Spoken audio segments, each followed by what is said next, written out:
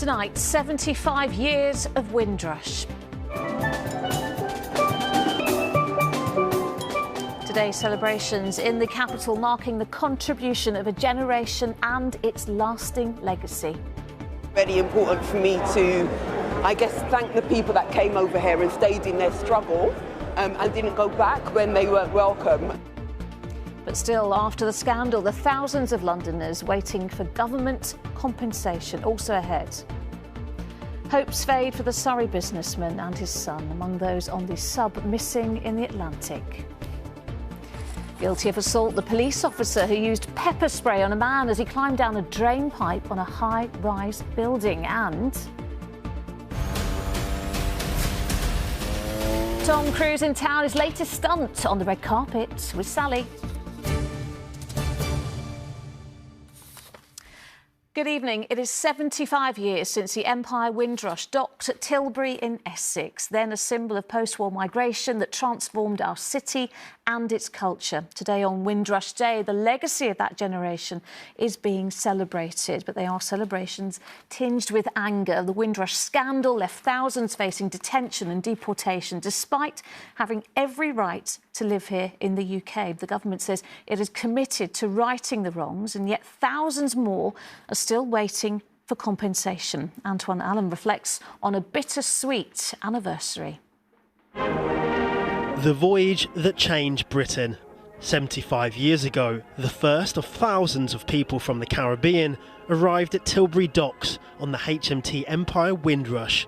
People of the Commonwealth were asked by the government to help rebuild the nation after World War II. But due to racism and inequality, many needed a fighting spirit to remain in the place they now called home. At first it was quite difficult, but I survived. Betty came to Britain to work in the NHS. Alongside her daughter, she joined the ceremony today at Waterloo Station. In front of the Windrush statue, flowers were laid for those voyagers no longer with us. And stories were shared by generations still playing their part today. And if you could go back in time, would you still get on the boat to come here?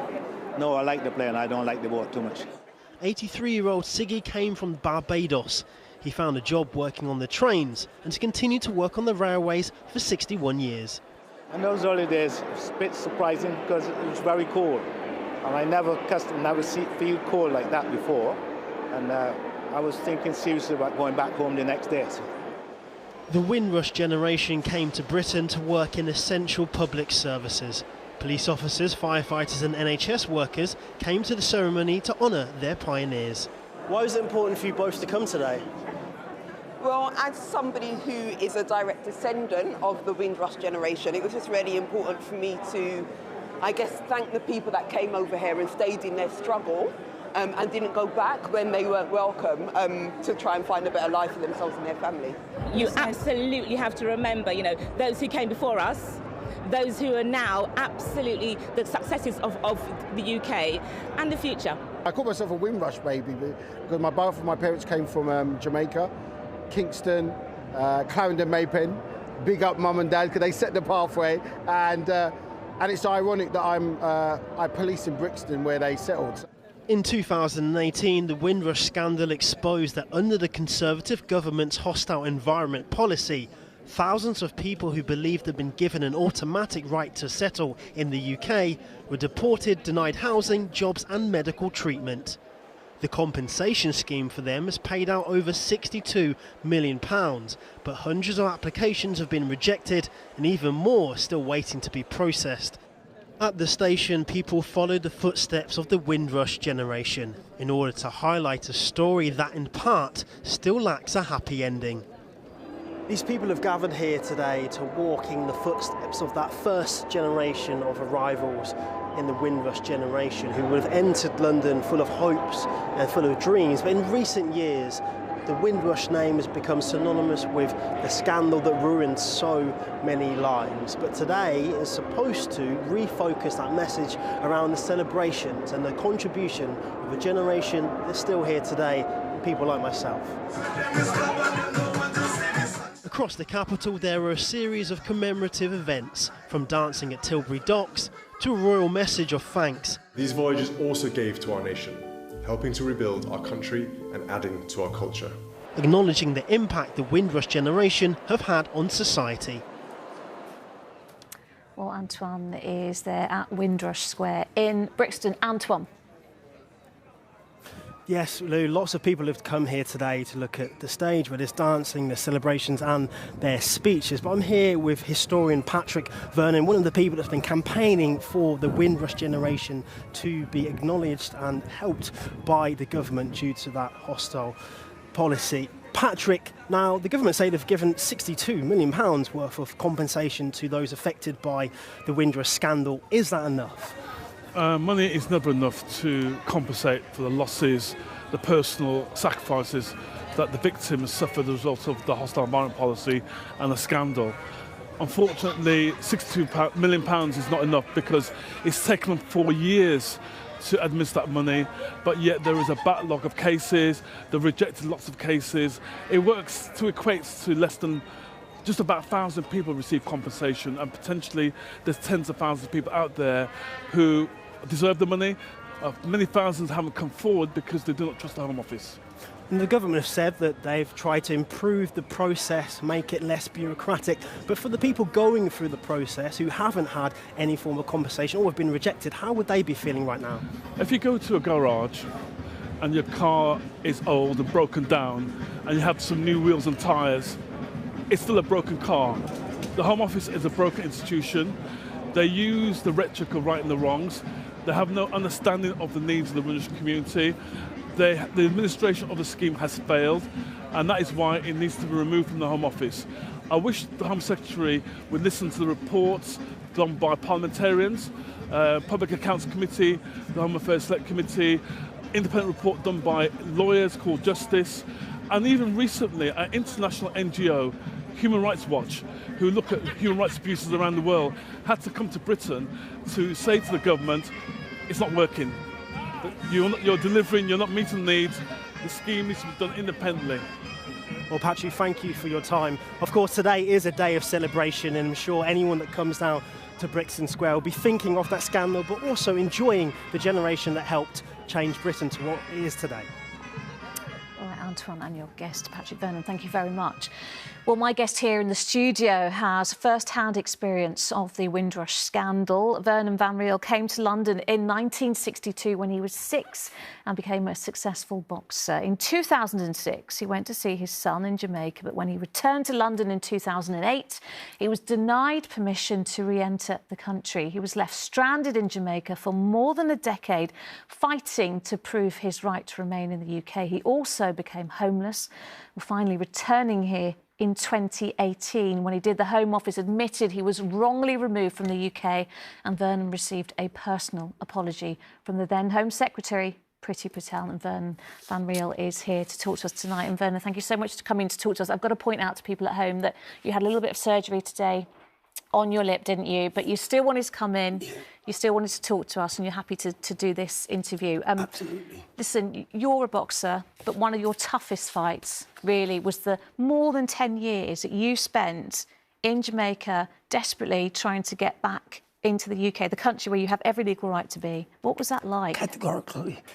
It was hell, Lucrezia. It really was. And had it not been, I must say, had it not been for my sister Lynette, I don't think I would have survived. I was actually there for 13 years, 1 month and 10 days. Goodness me. You know what I mean? And you lost, I mean, in that time you lost everything. You became homeless, didn't you? I became homeless, destitute, skeletal, friendless, familyless, because why are you asking? My family, my sisters who died whilst I was in Jamaica. I couldn't, she was my closest sister. We used to go out, dance, blues dance, and mash up the place with some bad boy dancing, you see me? But she died. I wasn't even able to get back to get to her funeral. Yeah. And you know, you grew up in Tottenham. I've been in Tottenham since I was 6 years of age. Yeah. You know, we landed at Islington, Burder Road for the first 9 months. We lived in Islington. But after that, we went to 124 St Anne's Road, Tottenham. And we're living at Tottenham ever since. Yeah. I mean, there's no doubt that you, like so many others, were victim of the government's hostile environment policy, this Windrush scandal. What does it mean to you, though, when you see the celebrations today that have been happening? We hear apologies from the government as well, but then there are still so many like yourself that have suffered such injustice. Because the so-called putting the wrongs right is a load of cobblers. They're not doing that. If they really wanted to correct the wrongs and make them right, why am I literally in the High Court every month with them fighting for loss of benefits, which they have already admitted to is because of their negligence or whatever that stopped me from getting back? I mean, the government would say, yeah, they've made the process of compensation, they've made it simpler, they are trying to wrong the rights, but as you say, you're still in a High Court battle, aren't you? Yeah. And there are so many others that basically don't trust the Home Office and they're not coming forward. They should make claims, but they're not. Absolutely. I'm very, very disappointed with the British Home Office. You know, Britain's my home. I love this place more than anywhere in the world, and there is nowhere on the planet Earth that I would rather live Lucrezia than Wimbledon. No. Yeah. Wimbledon in London, the best place on earth. Trust me. Well, listen, as a Londoner, I'm glad you still think like that. Yeah, Thank you, Vernon. Thank you so much for coming to talk to us. And we're going to keep following your case as well and see how it goes for you. And it was so important for me to get here to be here today. To be here to tell my little part of this story. We know what, and we appreciate it. To come up here without blood, I come out of my mouth. We appreciate it so much. Vernon, thank you. My pleasure. My pleasure. Well, on to another story now. An international team searching for a missing sub in the Atlantic have found debris near the wreck of the Titanic. It's now being evaluated. Surrey businessman Shahzada Dawood and his 19-year-old son were among those on board. Carolyn Sim reports. Hours after their oxygen was predicted to have run out, there was more worrying news in the search for Shahzada Dawood, his son Suleiman, and the 3 other men on board the sub with them. Specialist rescue equipment deployed off the coast of Canada has found a debris field on the seabed close to the wreck of the Titanic. Earlier, the head of the search to save the lives of those on board the sub had said conditions were favourable and it was still an active rescue operation. Now, new information about the debris is being evaluated. It was found by an ROV, a remotely operated vehicle, deployed to the scene to retrace the path where the sub had dived and where sounds had been picked up by sonar. Was in prehistoric terms considered... It's believed Shahzada, seen here speaking at the United Nations in 2020, had spent 4 weeks in Canada with his family before he and his son embarked on a trip of a lifetime last Sunday, boarding the craft and travelling thousands of feet underwater to view the wreck of the Titanic. It emerged today that 19-year-old Suleiman is studying business at the University of Strathclyde in Glasgow, having left ACS International School in Cobham last year. Tonight, the US Coast Guard will hold a briefing as hopes in this rescue fade even further. Carolyn Sim, ITV News. Police have named the elderly woman found dead in her home in Croydon. They were called to the address in Thornton Heath yesterday morning. A murder investigation is now underway. Well, Helen Keenan has been following the story and joins us now from New Scotland Yard. Helen, what more do we know? Well, police have called this an incredibly heartbreaking incident and can understand the concern that is coming from the community. Detectives have now named the woman who died yesterday as 76-year-old Nellie Acoma. Now, her family have been informed and they are being supported by specialist officers. Now, police were called by the ambulance service to her home on Ladbroke Road yesterday morning. We were actually in Thornton Heath earlier today. We were speaking to neighbours who talked about just what a kind person she was, that they would hear her singing gospel songs down the street, and she was a much-loved member of the church community. Now, we understand that police are investigating a possible burglary at her address, but so far There have been no arrests and police are continuing their inquiries. They of course want people with any information or any footage that might help to come forward. We know that a post-mortem examination is due to take place tomorrow. New Scotland Yard, thank you. A man arrested following a double stabbing in Brent yesterday has been discharged from hospital and is now in police custody. Officers found two men in their 40s with stab wounds yesterday at Central Middlesex Hospital. One of the men's injuries are said to be life-changing. The suspect, who was arrested on suspicion of attempted murder, also had injuries which are believed to have been self-inflicted. A Metropolitan Police officer has been convicted of assault after he pepper-sprayed a man who was climbing down the drain pipe attached to a high-rise block in Southwark. Sam Holder is here with more on this. And Sam, there was some extraordinary picture that went along with this, wasn't there? Yeah, well, Lucrezia, we'll get to that extraordinary picture in a moment. Just to give some context here, police officers have been called to this block of flats to try to find a man who was suspected of involvement in multiple burglaries. And when they arrived, he escaped out the window. And as you'll see now, the suspect is pretty high up. He's literally holding on to a drain pipe, trying to shimmy down, when PC Luke Wenham sprays him with pepper spray from the 12th floor. Bear in mind, this pepper spray is potent. Side effects include temporary blindness, weakness in the legs, and of course the natural reaction to kind of bring your hands up to your face to try to block that burning spray. He did manage to hold on, but then PC Wenham grabs his colleague's spray and they go into a second apartment on the 7th floor, and we'll see that clip now. He goes out, they force their way through the apartment, go out onto the balcony, and he sprays it again. This spray is only supposed to be used when there's an immediate risk to officers. The Independent Office for Police Conduct investigated and said, unsurprisingly, there was a genuine risk that the suspect here could have lost his grip and fallen, and from that height, he almost certainly would have died. That led to a criminal trial, and today 31-year-old Luke Wenham was found guilty of 2 counts of common assault. All right, Sam, thank you. Well, next, campaigners made a splash in Richmond today with their new campaign against plastic pollution. It involved a group of intrepid paddleboarders who made their way from Kew Bridge down to Richmond, collecting plastic from the Thames along the way. Rags Martell joined them. They're paddling against plastic pollution. Armed with their boards and garbage grabbers, they're cleaning up the Thames. I love to swim in the Thames, paddle on the Thames, walk on the Thames, and I hate seeing rubbish, so it feels good to be a resident of the borough and helping out.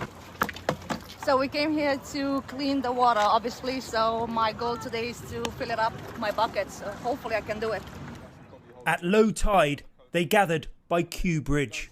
Our plan today, obviously, is to paddleboard but collect as much rubbish as we can out of the river, okay? Yes, I'm the first one. And as they head upstream, this is what they're facing. Oh, my God. Tons of rubbish left by the riverside. Our oceans are being poisoned.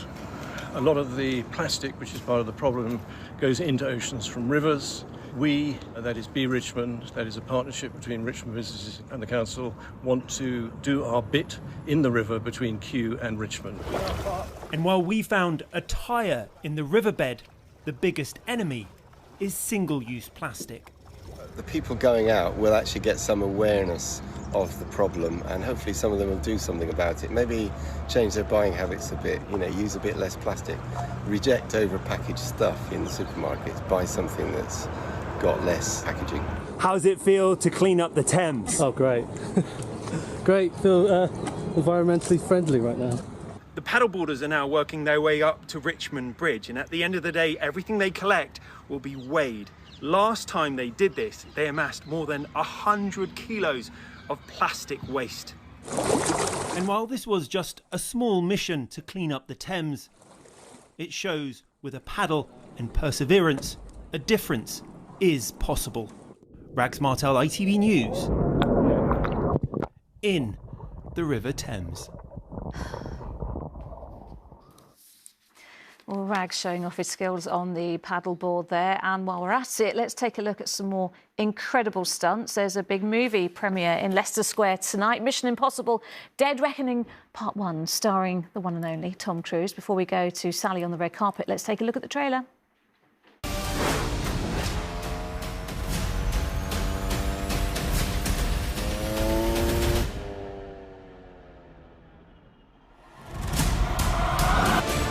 Ethan, what's your objective? What's your ultimate objective?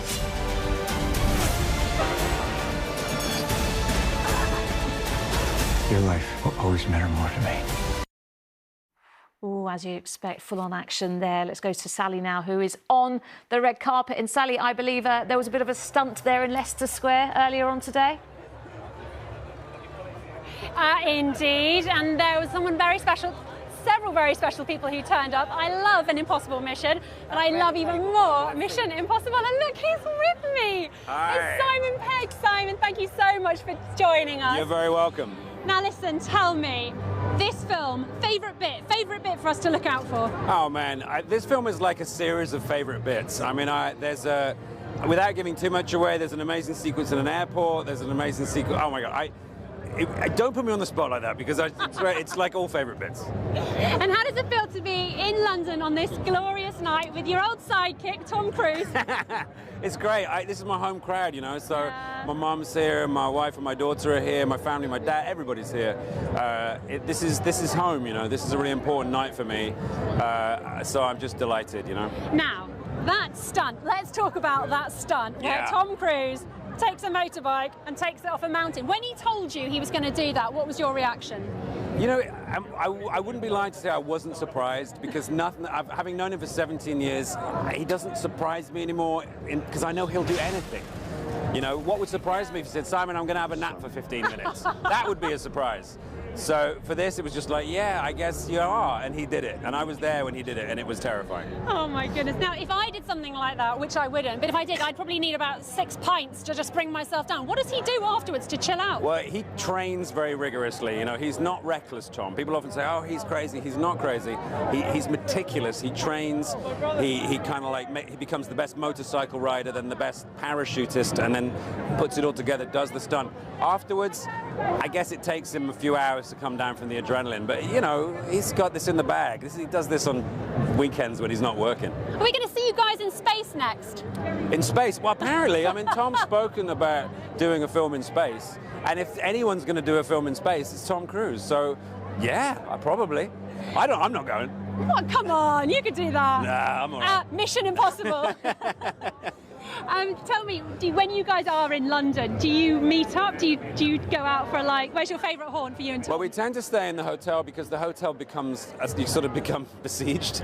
Yeah. So last night we went to a lovely restaurant in the hotel, had a I had a lovely starter based on a Radiohead album. Can you believe that? That's clever. It was very good. We love Radiohead. Yeah, so we basically kind of just all stay together in a room like the Beatles used to, sitting in the bath. Have you got any good ideas for what the next big stunt could be here in London? A London stunt. It would have to be something, you know, take advantage of one of London's... I mean, we did a lovely piece at St Paul's Cathedral in Mission Impossible Fallout, and Tom ran across a bridge in his inimitable way. I don't know, maybe hanging off Big Ben, you know, Harold Lloyd style. Yeah. You know, seeing as Tom is like a modern-day Harold Lloyd in the way that he does the stunts practically. What about a London bus? Hanging off a London bus? Yeah. I think Frank Spencer did that, and some others do have them. Been there, done that. Oh, Betty! Tom on roller skates behind a double-decker bus. Yeah, I've been articulated. Oh no, he went under a thing. Oh, and he did a bus as well. Yeah. Anyway. I hear that you two sometimes play pranks on each other. Were there any in this? We're always kind of teasing each other on set. Like when it's my coverage, when we're doing a scene now and you're Tom will just kind of edge in front of the camera, like to edge me out. He photobombs you. He totally does it. Oh, he does. Listen, Simon, thank you so much. Thank you. Have a brilliant night, and give our love to Tom. Thank Hopefully you. we'll catch up with him in a He's bit. there. Oh, here he is. Look, there's Tom Cruise, everybody. Hi, Tom. Lovely to meet you. We'll see you in a bit. Catch up with you soon. We're going to catch up with him just afterwards. Oh my gosh, but I've got to do the weather. Here we go. It's looking very nice. I ordered it especially for him. Here we go. ITV London weekday weather is sponsored by Octopus Electric Vehicles. car, charger and energy.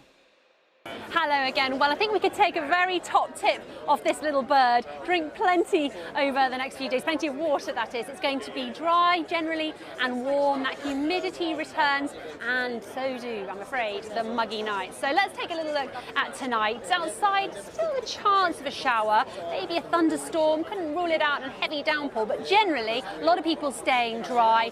And we've got clear skies and potential for a little bit of mist and fog heading our way. Tomorrow morning, those temperatures, well, by the end of the night, will be pretty warm, staying up in the mid-teens in a few spots, and a little bit uncomfortable for sleeping, as I said. But tomorrow morning, any of that mist and fog will disappear pretty quickly as the sun gets to work. Another lovely day for you. Plenty of sunshine, maybe a bit of cloud bubbling up. Should generally stay dry, and temperatures reaching the mid to high 20s. Let's take you into the outlook. Things turning a little bit hazier as we turn into the weekend, but there should be plenty of sunshine in the mix as well. A little bit more humid, and then on Sunday later on, a cold front moves through, just introducing something a little fresher for the start of next week. Here's the pollen. ITV London Weekday Weather is sponsored by Octopus Electric Vehicles.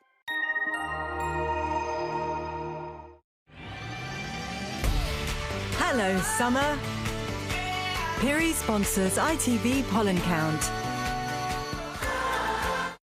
The pollen remains really tough. It feels like it's going on forever. Still very high levels over the next few days of nettle, dock and grass.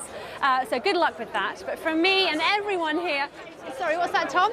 Oh, yes, of course I will. He says to say, cheerio. Thanks, Tom. Thanks, Sally. And that is it from us. Mary Housey, ITV Evening News at 6:30. But for now, from all of us and Tom on the London team, bye-bye and enjoy your evening.